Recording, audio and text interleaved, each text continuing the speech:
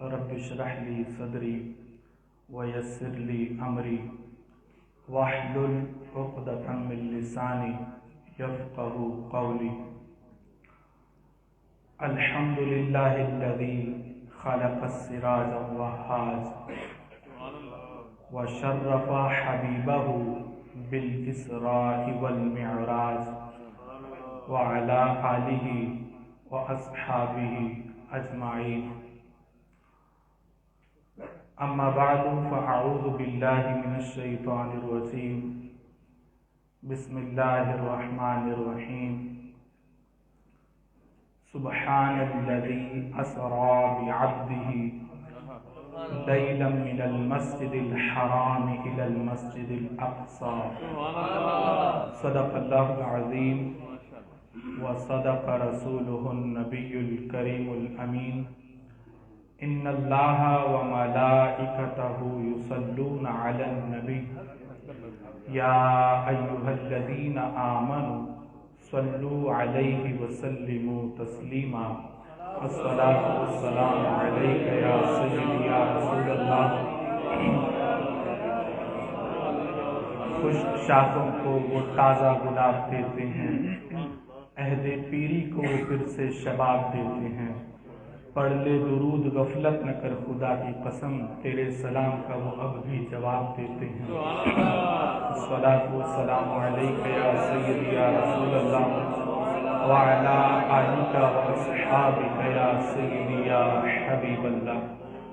مولاي صلی وسلم دائما ابدا علی حبیبک خیر الخلق کلہم.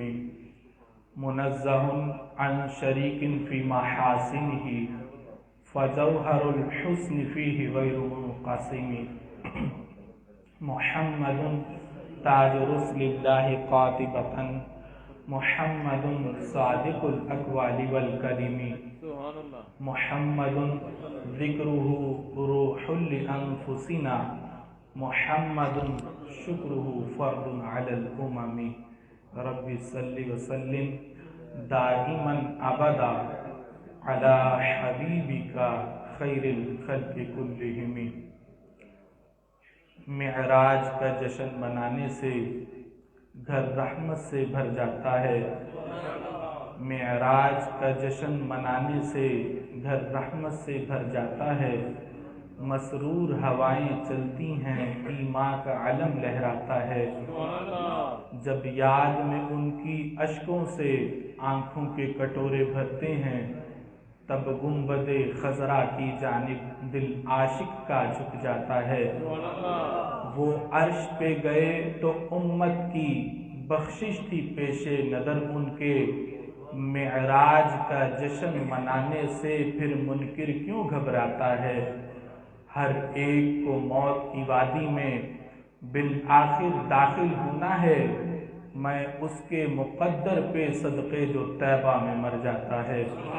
اللہ تبارک و تعالی جل جلالہ وعم نوالہ وعتم برہانہ وعظم شانہ وجل ذکرہ وعز اسمہ کی حمد و ثنا اور حضور سرور کائنات، مفخر موجودات، زینت بزم کائنات، دستگیر جہاں، غمگسار زماں، سید سربراں، حامی بے کساں، قائد المرسلین، خاتم النبیین، احمد مجتبی جناب محمد مصطفیٰ صلی اللہ علیہ وآلہ واصحابہ وبارک وسلم کے دربار گہربار میں ہدیہ درود و سلام عرض کرنے کے بعد،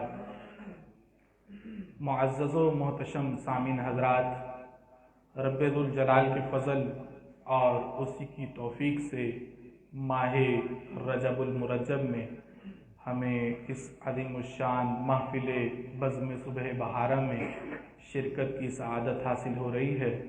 میری دعا ہے کہ خالق کائنات جل جلالہ منتظمین کے انتظام کو اور شرکاء کی شرکت کو اپنے دربار میں قبول فرمائے اور رب ذوالجلال شرکائے اجتماع کو قدم قدم پر لاکھوں ثواب عطا فرمائے. محتشم سامعین حضرات، آج کے اس پروگرام میں ہماری گفتگو کا موضوع معجزہ معراج النبی صلی اللہ علیہ وسلم سے متعلق ہے۔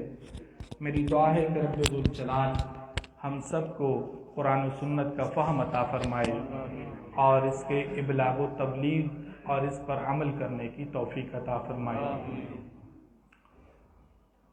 محتشم سامعین حضرات، رجب المرجب کی 27ویں شب یہ وہ مبارک شب ہے کہ جس میں خالق کائنات جل جلالہ نے ہمارے آقا صلی اللہ علیہ وسلم کو وہ عظیم معجزہ معراج کی صورت میں عطا فرمایا ہے کہ پاک محبوب علیہ السلام کو مسجد اقصی سے لے کر لامکان تک سیر کروائی گئی۔ یہ وہ عظیم معجزہ ہے کہ جسے عقل کے ترازو پہ تولیں تو عقل انسانی عاجز آ جاتی ہے کہ خالق کائنات جل جلالہ قرآن مجید فرقان حمید میں ارشاد فرماتا ہے سبحان الذی اسری بعبدہ لیلا من المسجد الحرام الی المسجد الاقصی، پاک ہے وہ ذات جو اپنے بندہ خاص کو رات کے تھوڑے سے وقت میں مسجد حرام سے مسجد اقصی تک لے گئی۔ یہاں لیلن اس کے اوپر تنوین ہے اور تنوین کے حوالے سے قانون یہ ہے التنوین للتقلیل، تنوین یہ تقلیل کسی چیز کی قلت کو بیان کرنے کے لیے استعمال کی جاتی ہے۔ اب رب ذوالجلال ارشاد فرماتا ہے کہ رات کے تھوڑے سے حصے میں تھوڑے سے وقت میں ہم نے اپنے محبوب کو مسجد حرام سے مسجد اقصی تک سیر کروائی ہے۔ جس وقت مشرکین مکہ نے پاک محبوب علیہ السلام کے اس معجزے کو اپنے عقل کے ترازو پہ تولنا چاہا تو بالآخر گمراہ ہو گئے اور بالآخر گستاخیوں پہ اتر آئے، کیونکہ معجزہ ہوتا ہی وہ ہے ما یعجز بہ العقل کہ جس سے عقل انسانی عاجز آ جائے۔ معجزے کو عقل کے ترازو پہ تولا نہیں جا سکتا، اور اس کی تعریف یہ بیان کی گئی ہے کہ وہ خلاف عادت کام جو اسباب کے بغیر روح پذیر ہو اور جو اسباب کے ساتھ روح پذیر ہو وہ فن ہے، یا اسے کوئی اور نام دے لیں۔ اگر اسباب کے بغیر کوئی چیز روح پذیر ہو تو یا تو وہ قدرت الہی ہوگی، اور اگر نبی کے ہاتھوں سے اعلان نبوت سے قبل صادر ہو تو وہ ارہاس ہوگا، اور اگر بعد از اعلان نبوت ہو تو وہ معجزہ ہے۔ اگر کسی ولی کے ہاتھوں سے ظاہر ہو تو وہ کرامت ہے، اگر کسی مومن کے ہاتھوں سے ہو تو وہ معونت ہے، اور اگر کوئی خلاف عادت کام بغیر اسباب کے ظاہر ہو کسی فاسق فاجر یا بدعتی شخص کے ہاتھوں سے تو اسے استدراج کہا جاتا ہے۔ اب جس وقت معجزہ معراج شریف کو ہم بیان کرتے ہیں تو اسے سائنسدان محال سمجھتے ہیں۔ وہ یہ کہتے ہیں کہ آپ یہ بیان کرتے ہو کہ خالق کائنات جل جلالہ نے اپنے پاک محبوب علیہ السلام کو مسجد حرام سے مسجد اقصی تک اور پھر مسجد اقصی سے سدرۃ المنتہا تک اور پھر سدرۃ المنتہا سے لامکان تک اپنے پاس بلایا ہے اور اپنا دیدار کروایا ہے۔ سائنسدان اس پر اعتراض وارد کرتے ہیں، کہتے ہیں کہ زمین سے لے کر 44 میل تک کہتے ہیں کہ ہوائی ہوا ہے، اور اس کے بعد کہتے ہیں پھر قرہ خلا ہے۔ سائنسدان کہتے ہیں کہ 44 میل کے بعد قرہ خلا ہے، جبکہ سیدی اعلیٰ حضرت امام اہل سنت الشاہ امام احمد رضا خان فاضل بریلوی رحمہ اللہ تعالی نے اس کا رد فرمایا ہے۔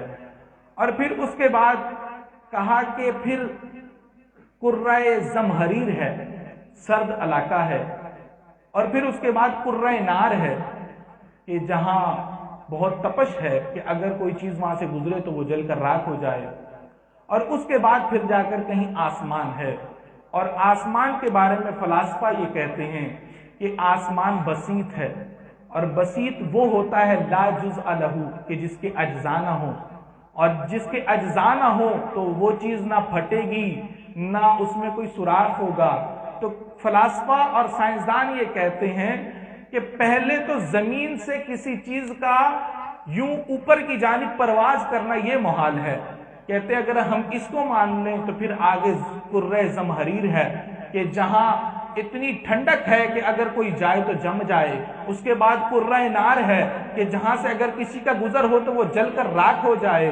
پھر اس کے بعد کہیں آسمان ہے اور آسمان بسیط ہے, اس میں نہ سوراخ ہے نہ وہ چیز پھٹتی ہے, تو اس سے بھلا کوئی کیسے آگے جا سکتا ہے. یہ سائنسدان اس پر اعتراض وارد کرتے ہیں, لیکن قرآن و سنت پر ایمان رکھنے والے وہ یہ جانتے ہیں کہ خالق کائنات جل جلالہ نے حضرت آدم و حوا علیہ السلام کو جنت سے زمین پر بھیجا ہے, اور پھر جا کے حضرت عیسیٰ علیہ السلام فرش زمین سے دوسرے آسمان پہ تشریف لے جا چکے ہیں. اب جو چیزیں حضرت آدم و عیسیٰ علیہ السلام کے لیے راہ میں ان کی رکاوٹ نہ بن سکیں, تو کیا وہ میرے محبوب علیہ السلام کی راہ میں رکاوٹ بنیں گی؟ ان میں اور میرے محبوب علیہ السلام کی ذات میں فرق یہ ہے کہ ان میں سے جو آیا ہے وہ گیا نہیں, اور جو گیا ہے وہ آیا نہیں. میرے محبوب علیہ السلام گئے بھی ہیں اور اللہ کے محبوب علیہ السلام تشریف بھی لے آئے.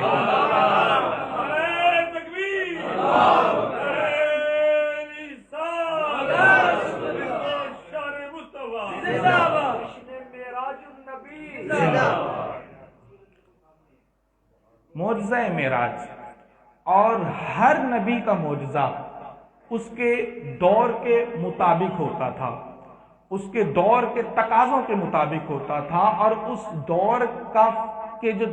دور میں جو فن اپنے پورے عروج پر ہوتا تھا وہ معجزہ اس کا توڑ ہوا کرتا تھا.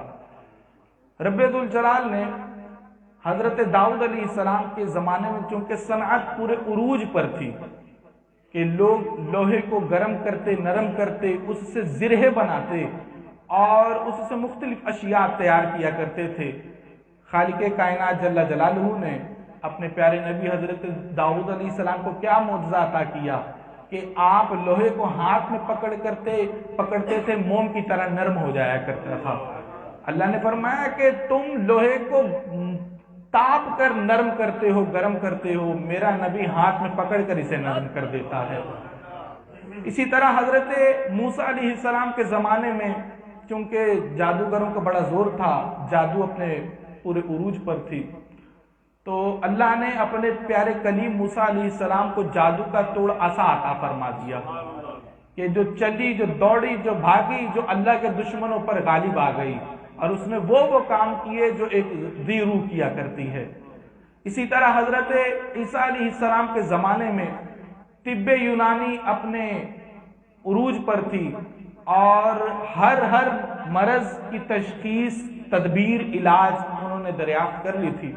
لیکن 3 طرح کی چیزیں ایسی تھیں کہ جن کا علاج ان کے پاس نہیں تھا. اگر کوئی کوڑا ہوتا تو اسے شفا نہیں دے سکتے تھے, جو مادرزاد اندھا ہوتا تھا اس کی آنکھوں میں نور نہیں پیدا کر سکتے تھے, اور نمبر 3 ان کے پاس موت کا علاج نہیں تھا. خالق کائنات جل جلالہ نے حضرت عیسیٰ علیہ السلام کو یہ تینوں معجزات عطا فرما دیے. فرمایا وَأُبْرِئُ الْأَكْمَحَ وَالْأَبْرَصَ وَأُحْيِي الْمَوْتَ بِإِذْنِ اللَّهِ, فرمایا کہ میں مادرزاد اندھے کی آنکھوں کو بینا کر دیتا ہوں, جو کوڑ کا مریض ہو اسے شفا دے دیتا ہوں, اور اللہ کے حکم سے میں مردوں کو جلا دیا کرتا ہوں. یہ حضرت عیسیٰ علیہ السلام کی شان تھی. تو ہر نبی کا معجزہ اس زمانے کے تقاضوں کے مطابق تھا.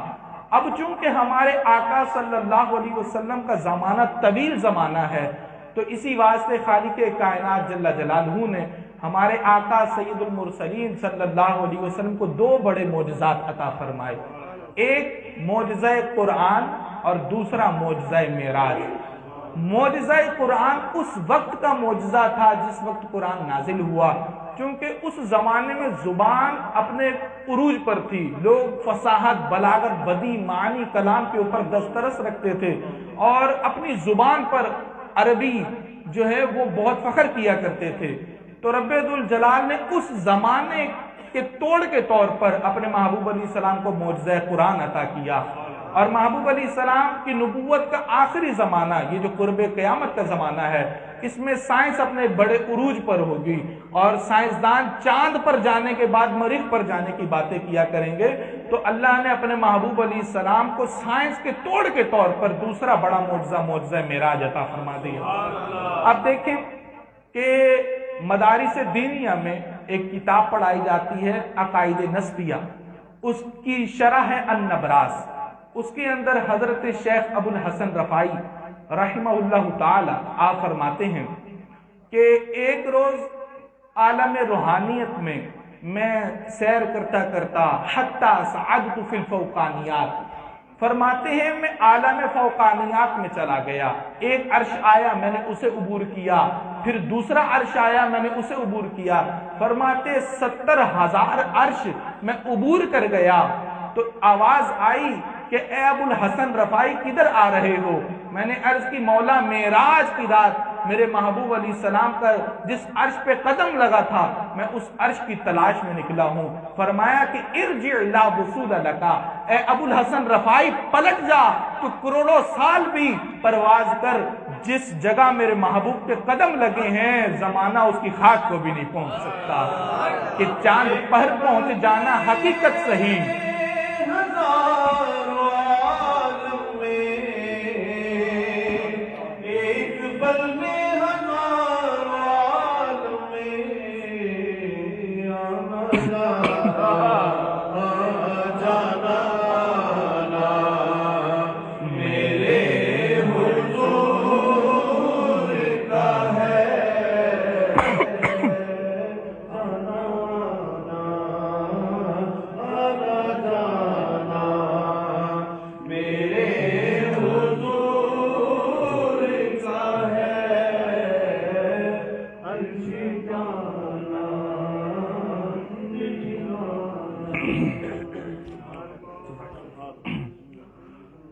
اب دیکھیں کہ چونکہ سائنس کے توڑ کے طور پر اللہ رب العزت نے نبی اکرم نور مجسم شفیع معظم صلی اللہ علیہ وسلم کو معجزہ معراج عطا کیا۔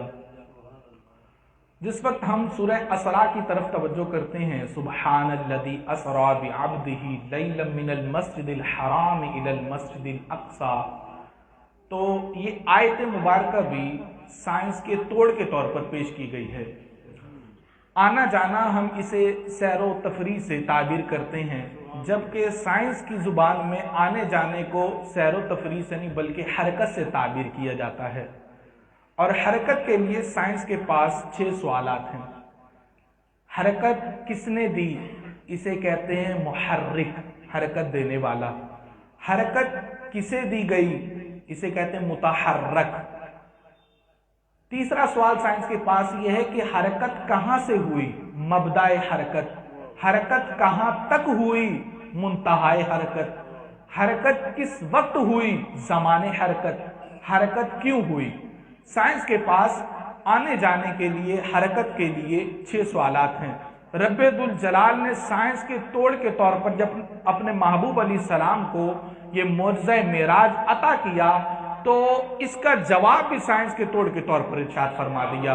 اب جس وقت ہم دیکھتے ہیں سورہ اسراء کو تو اس میں دیکھیں جس وقت سائنس نے یہ سوال کیا کہ محرک کون ہے، حرکت کس نے دی ہے، معراج کس نے کروائی ہے، اللہ فرماتا سبحان الذی، پاک ہے وہ ذات جس نے اپنے بندہ خاص کو یہ سفر معراج کروائی ہے۔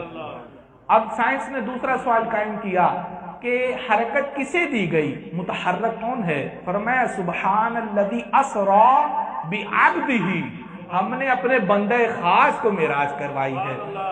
پھر سائنس نے تیسرا سوال قائم کیا کہ ابتدائے حرکت کیا ہے، کہاں سے ابتدا ہوئی حرکت کی؟ اللہ فرماتا ہے من المسجد الحرام، مسجد حرام سے اس حرکت کی ابتدا ہوئی ہے۔ اس کے بعد سائنس نے چوتھا سوال قائم کر دیا کہ انتہائی حرکت کیا ہے، کہاں تک یہ معراج کروائی گئی ہے؟ تو اللہ رب العزت فرماتا ہے الی المسجد الاقصی، مسجد اقصی تک ہم نے اپنے محبوب علیہ السلام کو معراج کروائی ہے۔ سائنس نے پانچواں سوال قائم کر دیا کہ زمان حرکت کیا ہے؟ اللہ فرماتا ہے لیلن، رات کے تھوڑے سے قلیل حصے میں ہم نے اپنے محبوب علیہ السلام کو یہ معراج کروائی ہے۔ اب سائنس نے چھٹا سوال قائم کیا کہ وجہ کیا ہے، ریزن کیا ہے، کس سبب سے یہ معراج کروائی گئی۔ اللہ فرماتے ہیں اسی سورہ اسراء میں، فرمایا کہ لِنُرِيَهُ مِنْ آیاتنا، تاکہ ہم اپنے محبوب علیہ السلام کو اپنی نشانیاں دکھا دیں۔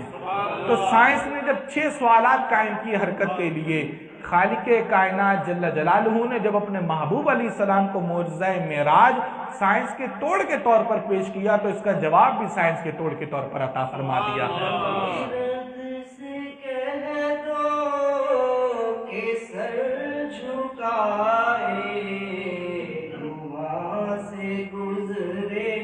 گزرنے والے یا خود جہت کو بڑے ہیں لالے، کسے بتائیں کدھر گئے تھے۔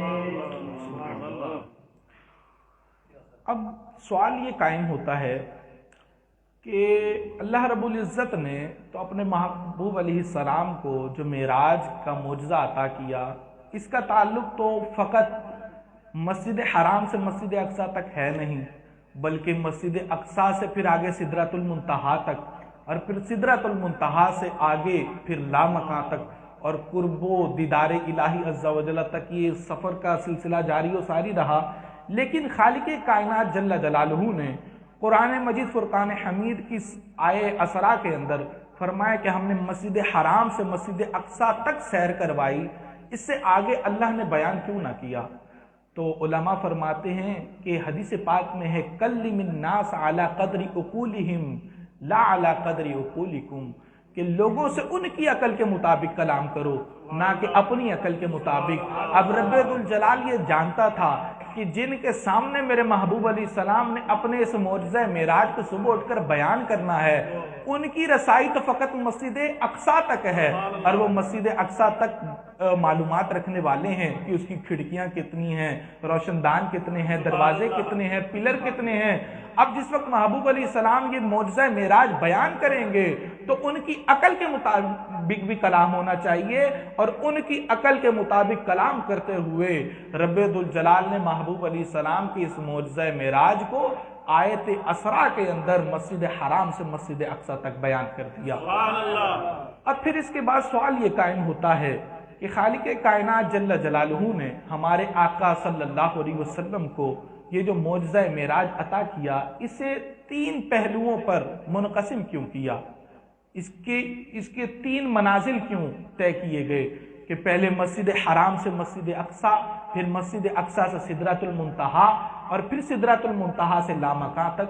تو میرے بھائیوں، بات دراصل یہ ہے کہ پاک محبوب علیہ السلام کی ذات کے 3 گوشے ہیں۔ ایک ہے گوشہ بشریت، اور دوسرا گوشہ ہے گوشہ نورانیت، اور تیسرا گوشہ ہے گوشہ حقیقت۔ جس وقت مسجد حرام سے مسجد اقصیٰ تک سیر کروائی گئی تو محبوب علیہ السلام کے گوشہ بشریت کی معراج ہو گئی، اور جس وقت مسجد اقصیٰ سے سدرۃ المنتہا تک کی معراج کروائی گئی تو محبوب علیہ السلام کے گوشہ نورانیت کی معراج ہوئی، اور جس وقت سدرۃ المنتہا سے لامکاں تک اور قرب و دیدار الہی تک کی رسائی ہوئی تو محبوب علیہ السلام کے گوشہ حقیقت کی معراج ہو گئی۔ اسی واسطے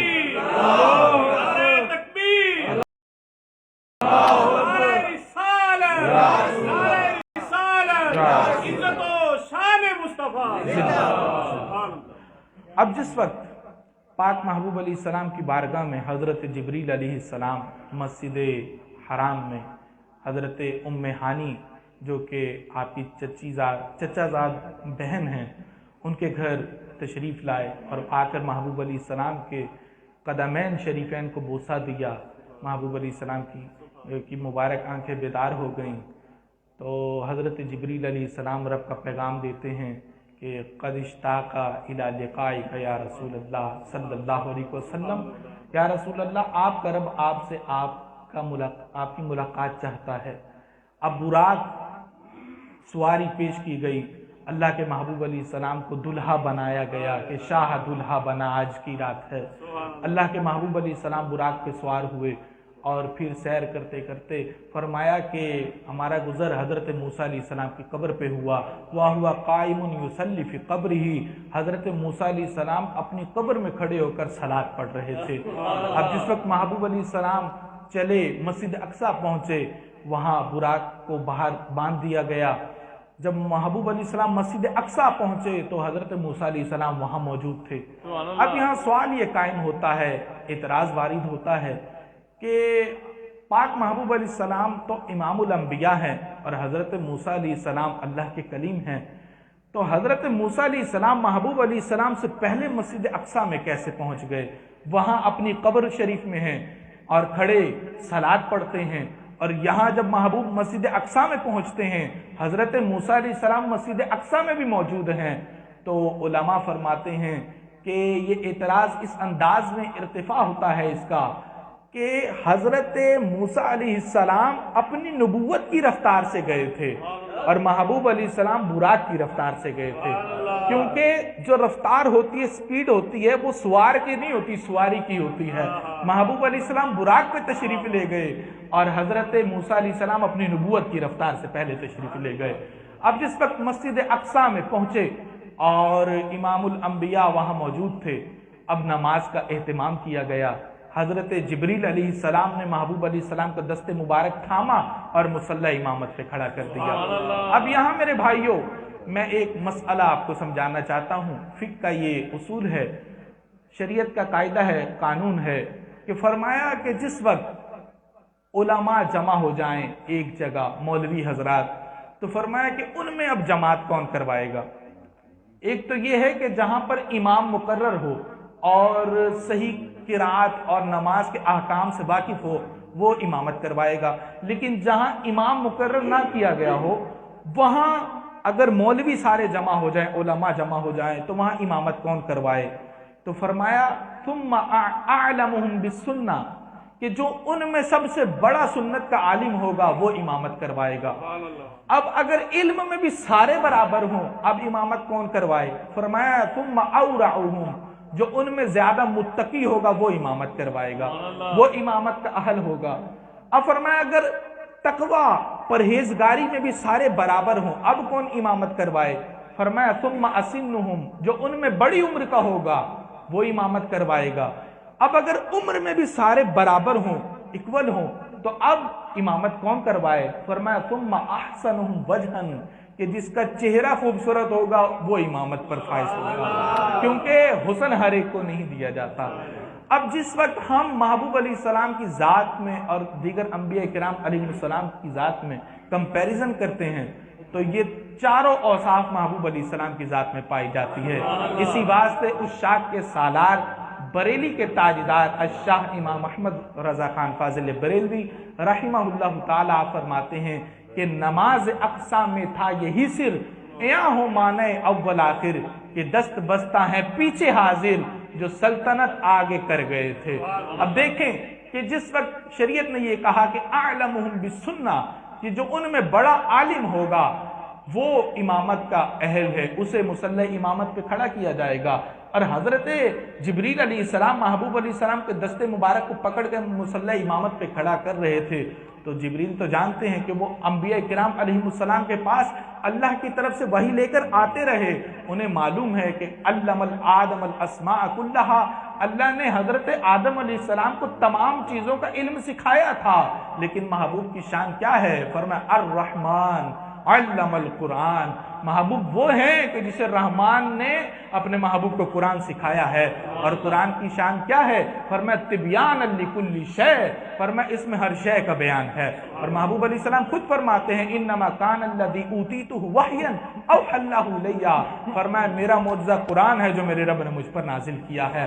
اور ایک روایت میں فرمایا انما کان اوتیت قرآن ومثلہ معہ، سورہ نسائی شریف کی حدیث شریف میں ہے، فرمایا کہ مجھے قرآن بھی عطا کیا گیا ہے اور اس کی مثل بھی عطا کیا گیا ہے۔ اب اگر علم کے لحاظ سے دیکھیں تو علم بھی مصطفیٰ علیہ السلام کا کمال درجے کا ہے، اس بحاف پر بھی محبوب علیہ السلام کی ذات کو مقدم کرنا یہ لازم آتا تھا۔ اب جب دوسری صورت ہم دیکھتے ہیں ثم اورعہم کہ جو ان میں زیادہ تقوی والا ہوگا اسے مصلی امامت پہ کھڑا کیا جائے گا۔ تو سارے نبی متقی ہیں، سارے نبی جو ہے تقوی والے ہیں، اللہ کی عبادت کرنے والے ہیں، لیکن محبوب علیہ السلام کی ذات وہ ذات ہے، فرمایا حتی تورمت قدماہ کہ محبوب اتنا قیام کرتے ہیں رب کے حضور کے ان کے مبارک قدمین شریفین میں سوجنے آ جاتی۔ اللہ نے کسی نبی علیہ السلام کے لیے یہ نہیں فرمایا کہ تم کم عبادت کیا کرو، لیکن محبوب کی شان یہ ہے کہ اللہ فرماتا ہے اے چادر اوڑھنے والے کچھ دیر آرام بھی کر لیا کر۔ اب اگر ہم تقوی کے لحاظ سے دیکھیں تب بھی محبوب کی ذات امامت کی اہل تھی۔ اور پھر تیسرے نمبر پہ فرمایا ثم اسنہم کہ جو ان میں بڑی عمر کا ہوگا وہ مصلی امامت پہ فائز کیا جائے گا، کھڑا کیا جائے گا۔ اب اس مجلس میں جب انبیاء کرام علیہ السلام مسجد اقصی میں جمع تھے، حضرت آدم علیہ السلام سے لے کر حضرت عیسیٰ علیہ السلام تک، اور پاک محبوب علیہ السلام کی ذات وہاں موجود تھی، تو حضرت آدم علیہ السلام تو ابو البشر ہیں اور تمام انسانوں کے باپ ہیں، تو دیکھا جائے تو ان کی عمر زیادہ تھی، لیکن جب ہم تحقیقات کی روشنی میں پڑھتے ہیں تو احادیث کے اندر یہ ذخیرہ بھی نظر آتا ہے۔ پاک محبوب علیہ السلام نے ارشاد فرمایا کنت نبیا وآدم بین الماء والطین کہ میں اس وقت بھی نبی تھا کہ جب آدم علیہ السلام پانی اور مٹی کے درمیان تھے۔ ایک روایت میں ارشاد فرمایا کنت نبیا وآدم بین الروح والجسد فرمایا میں اس وقت بھی نبی تھا کہ جب آدم علیہ السلام روح اور جسم کے درمیان تھے۔ اور ایک روز حضرت جبریل علیہ السلام پاک محبوب علیہ السلام کی بارگاہ میں حاضر ہوئے اور محبوب علیہ السلام نے پوچھا کہ اے جبریل تمہاری عمر کتنی ہے؟ حضرت جبریل علیہ السلام نے عرض کیا یا رسول اللہ مجھے نہیں معلوم۔ فرمایا کہ اندازاً عرض کرنے لگے یا رسول اللہ صلی اللہ علیہ وسلم چوتھے حجاب رحمت پہ ایک ستارہ 70,000 سال کے بعد طلوع ہوتا ہے اور 72,000 مرتبہ میں نے اسے دیکھا ہے۔ اللہ کے محبوب علیہ السلام نے اپنے سر مبارک سے امامے کو اپنی پیشانی سے سرکایا اور فرمایا خدا کی قسم وہ ستارہ میں ہی تو تھا۔ اب عمر کے لحاظ سے بھی دیکھیں تو محبوب علیہ السلام کی ذات کو مصلی امامت پہ کھڑا کیا جانا تھا۔ اور پھر جس وقت فرمایا کہ ثم احسنہم وجہن علم میں سارے برابر ہوں، تقوی میں سارے برابر ہوں، عمر میں سارے برابر ہوں، فرمایا کہ حسن سب کو نہیں دیا جاتا، جس کا چہرہ حسین ہوگا اسے مصلی امامت پہ کھڑا کیا جائے گا۔ اب حضرت جو تجلیوں کی مصطفیٰ کی وہ روشنی، وہ تجلیوں کی ہوا ہمیں کہ ہر ایک چیز مہک اٹھی، کہ ہر ایک چیز چمک اٹھی، بلغ العلا بکمالہ کشفت دجا بجمالہ حسنت جمیع خصالہ صلو علیہ وآلہ۔ اب اس مجلس میں اس اجتماع میں حضرت یوسف علیہ السلام بھی موجود تھے کہ جن کے حسن کی داستان بیان کی جاتی ہے، لیکن حضرت یوسف علیہ السلام جانتے ہیں کہ میرے چہرے کا حسن محبوب کے قدموں کی خیرات ہے، اور محبوب علیہ السلام حسن کے لحاظ سے بھی یہ شان اور مقام رکھتے ہیں کہ حضرت جبریل علیہ السلام محبوب کی بارگاہ میں حاضر ہوئے۔ محبوب علیہ السلام نے فرمایا کہ اے جبریل تم نے مشارق اور مغارب کو دیکھا ہے، کیا تم نے مجھ جیسا بھی دیکھا؟ حضرت جبریل علیہ السلام عرض کرتے ہیں کہ یا رسول اللہ صلی اللہ علیہ وسلم میں نے زمین کے مشارق کو بھی دیکھا ہے، زمین کے مغارب کو بھی دیکھا ہے، الغرض میں نے زمین کو الٹ پلٹ کر کے چھان ڈالا کہ یہی بولے سدرہ والے چمن جہاں کے تھالے سبھی میں نے چھان ڈالے تیرے پائے کا نہ پایا، تجھے یک نے یک بنایا، تجھے یک نے یک بنایا۔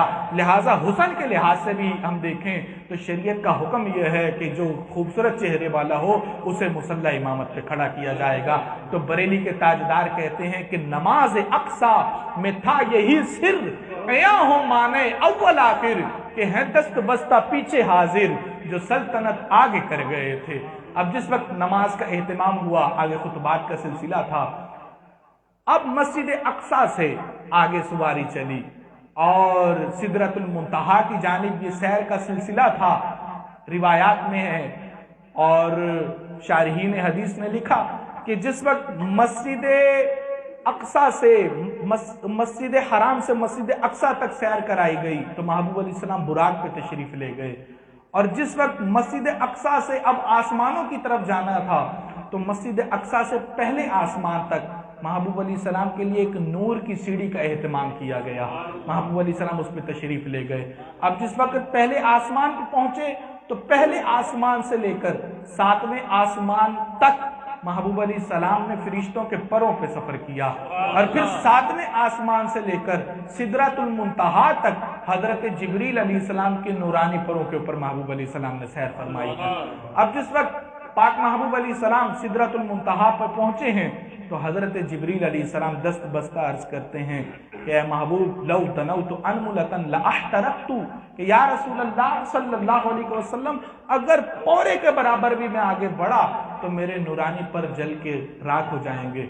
अब हजरत जिब्रील अलैहिस्सलाम माजरत कर रहे थे और अल्लाह के महबूब अलैहिस्सलाम आगे तशरीफ ले जा रहे थे।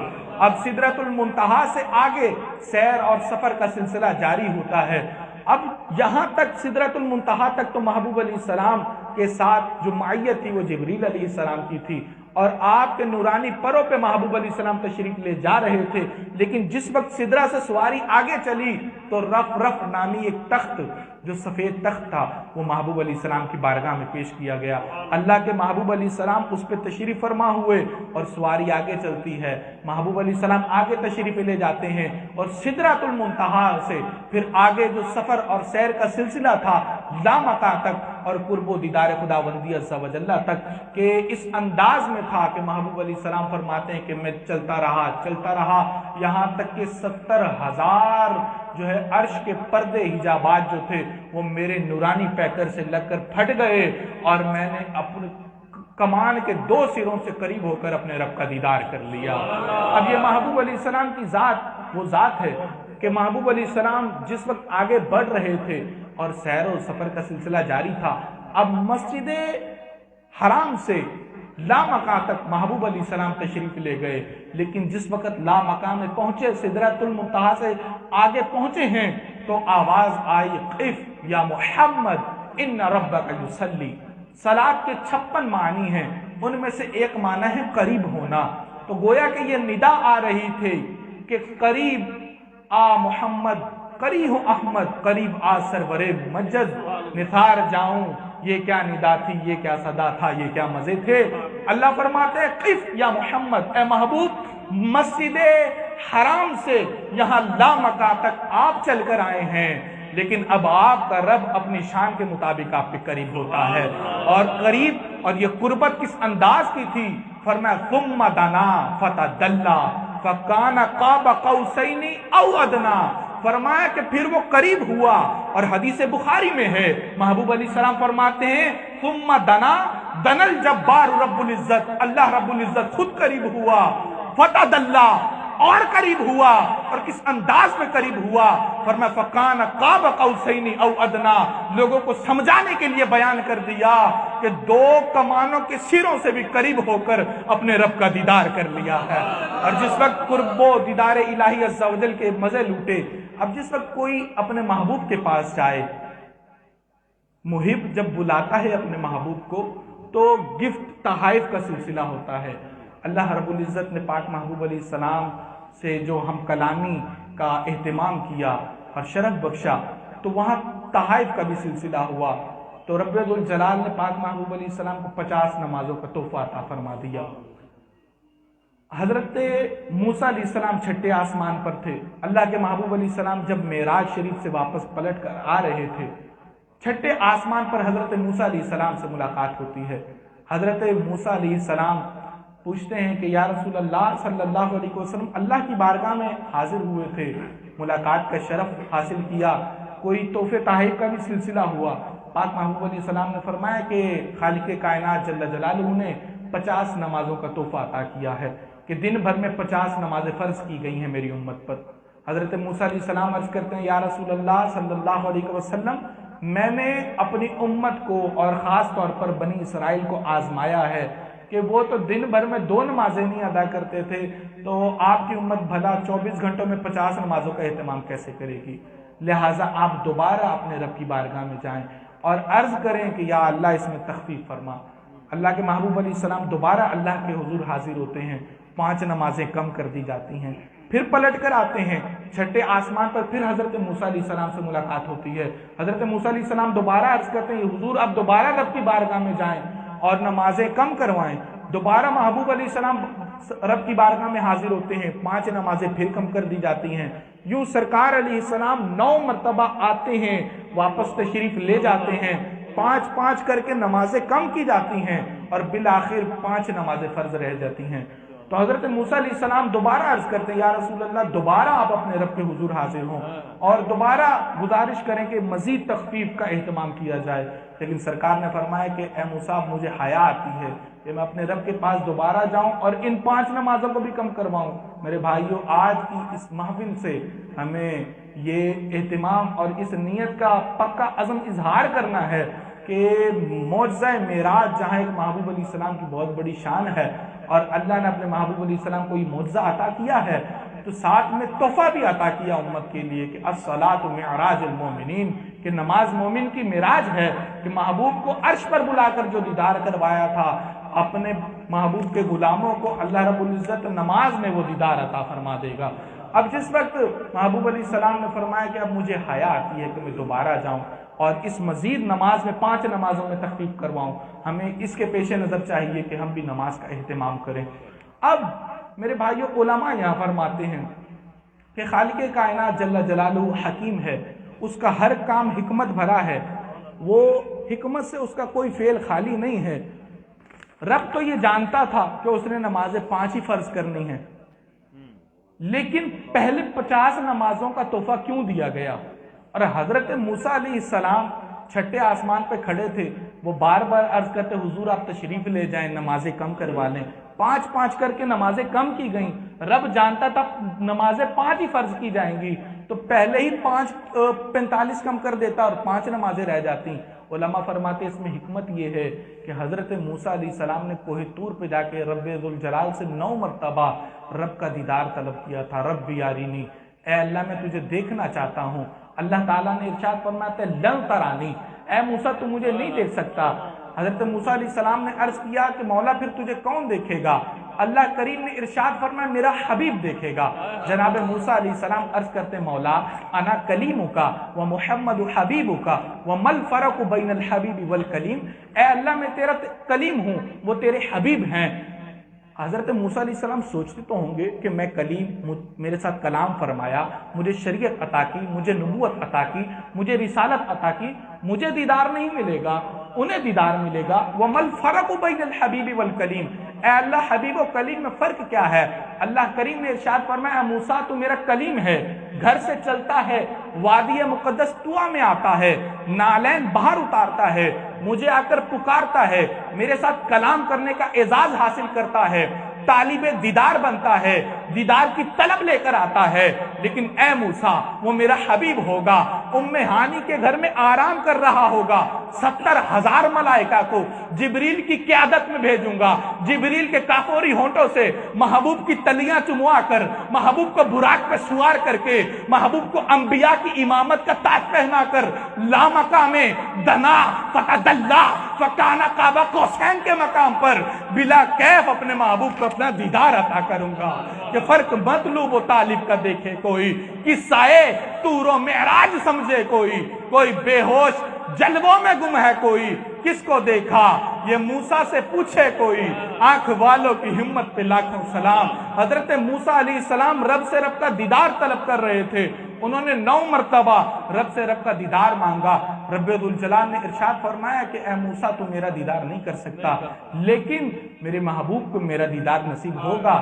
اب جس وقت حضرت موسیٰ علیہ السلام چھٹے آسمان پر تھے، محبوب علیہ السلام تشریف لاتے تھے، واپس تشریف لے جاتے تھے، مقصود یہ تھا کہ میں رب کا دیدار تو نہ کر سکا، لیکن جو محبوب علیہ السلام رب کا دیدار کر کے آ رہے ہیں، محبوب کی آنکھوں میں رب کا دیدار کرتا رہوں گا اور یہ جام دیدار پیتا رہوں گا۔ تو یہ فلسفہ ہے معجزہ معراج کا کہ پاک محبوب علیہ السلام کو رب ذوالجلال نے یہ مقام اور مرتبہ عطا کیا کہ بریلی کے تاجدار الشاہ امام احمد رضا خان فاضل بریلوی رحمہ اللہ تعالیٰ فرماتے ہیں کہ تبارک اللہ شان تیری، تجھی کو زیبا ہے بے نیازی، کہیں پہ تو وہ جوش لنگ ترانی، کہیں تقاضے وصال کے۔